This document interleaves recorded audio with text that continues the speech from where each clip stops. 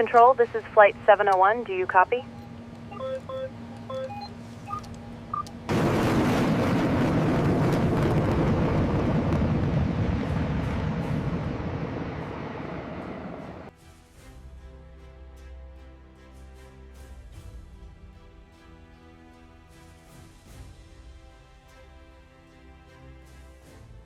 August 14th, 2005, the sky over Athens, the capital of Greece, was witness to a strange and terrifying guest. A passenger plane was silently circling about 10,000 meters, 33,000 feet, above the ground, without communicating with anyone for the past 2 hours. The alarming part? The plane had not responded to any air traffic control messages. Fear had spread through the airspace over Athens. Was this a terrorist attack in progress? Or a hijacking? Fearing the worst, the Greek Air Force immediately scrambled fighter jets to intercept the aircraft. When the fighter jets reached the mysterious plane, the scene they witnessed was horrifying. Inside the aircraft, everything was silent. No movement, no activity. All the passengers were sitting lifeless in their seats, and there was no one in the cockpit. However, the F-16 pilots did see one man inside the cockpit, someone who didn't look like a professional pilot. He was wandering around the cockpit, as if searching for something or trying to understand the controls. Suddenly, the plane tilted sharply and began to descend rapidly. Within minutes, the aircraft crashed into the mountains north of Athens. All 121 passengers and crew on board were killed. But what exactly happened on that flight? Why was no one inside the plane responding? What went wrong after takeoff that led to such a terrifying crash? This is the story of Helios Flight 522, also known as the Ghost Plane. Welcome to my channel. On the morning of August 14, 2005, at Larnaca Airport in Cyprus, 115 passengers and 6 crew members boarded Helios Flight 522. Their final destination was Prague, Czech Republic, with a stopover in Athens. It was summertime, and most of the passengers were holiday-goers, disembarking in Atherstone. The plane's captain was a highly experienced 59-year-old pilot with over 17,000 flying hours. The first officer, aged 51, had 7,500 hours of flying experience.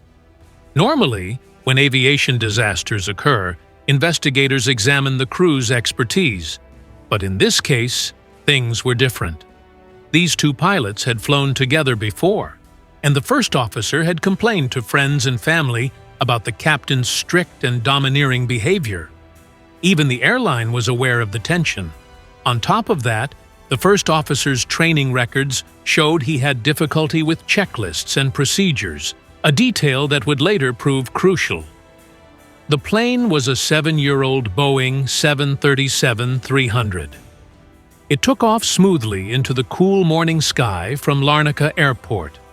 As it climbed past 10,000 feet, the crew contacted Nicosia Air Traffic Control and requested clearance to climb to 34,000 feet, which was granted.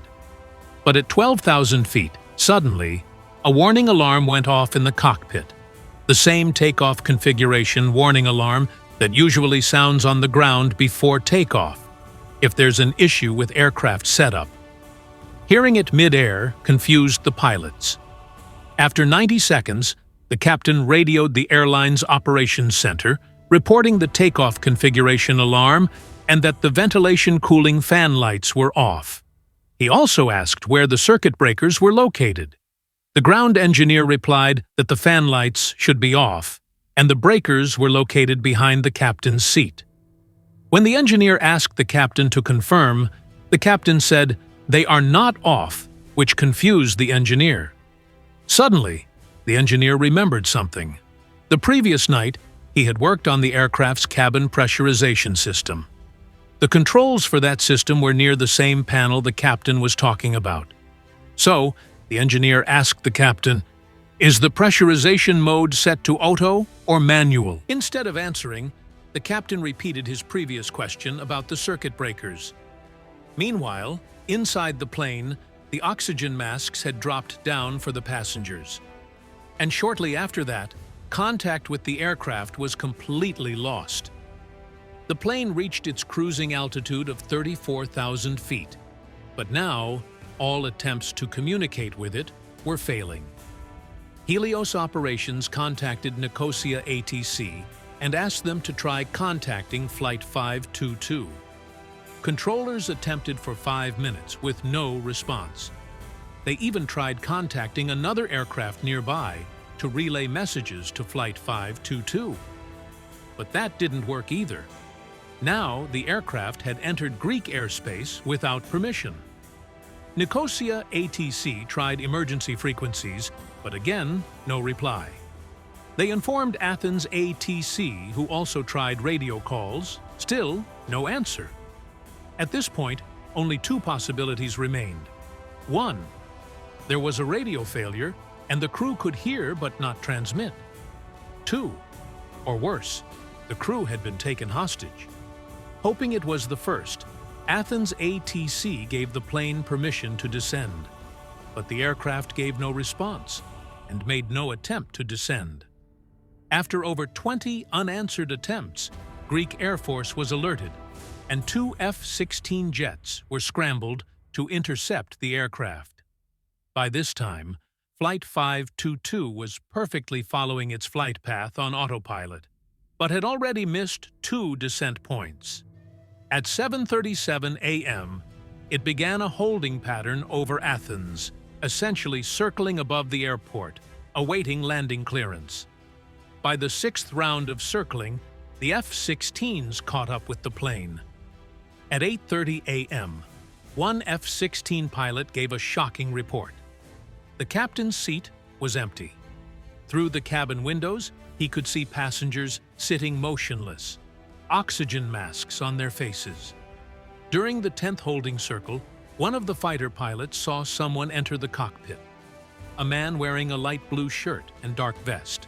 He sat in the captain's seat, wore headphones, and placed his hands on the control panel. The fighter pilot gave a hand signal, and the man waved back, a sign he was conscious. But moments later, the left engine failed, and the plane started to tilt and descend. By 9 a.m., the right engine failed as well. About 4 minutes later, the plane crashed into hills northwest of Athens. Investigation began immediately. Authorities examined the wreckage and interviewed the engineer who had worked on the aircraft the night before. That engineer had performed a pressurization leak test, during which he had set the pressurization mode switch from auto to manual, but forgot to set it back to auto after the test. At 34,000 feet, with manual mode still active, the aircraft's cabin pressure started to drop.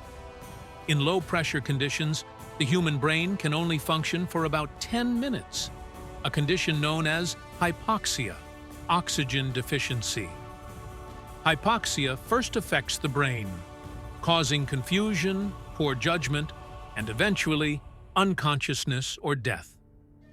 Both pilots had missed multiple chances to notice the error.